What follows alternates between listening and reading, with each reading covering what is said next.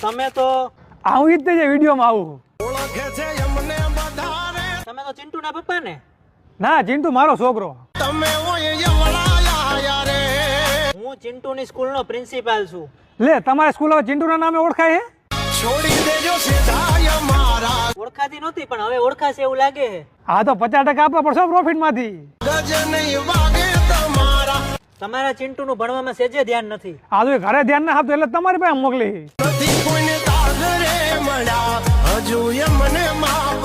અરે એ સ્કૂલના એકે શિક્ષકનું માનતો નથી. હવે એના બાપનું નથી માનતો તો બીજાનું શું માનવાનું હોય?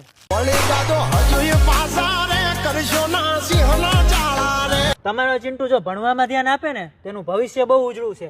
આ તો એટલે તમારી પાસે મોકલી, પૈસા બગાડવાનો કે અમને શોખ નથી. પણ અહીંયા બીજા છોકરાના ભવિષ્ય અંધારામાં નાખે એનું શું? હા તો બીજાના છોકરાના ભવિષ્યની ચિંતા મારે કરવાની?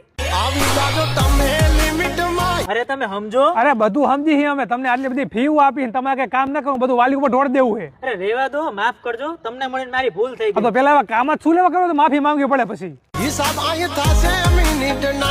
બાપ એવા બેટા નું વડ એવા ટેટા.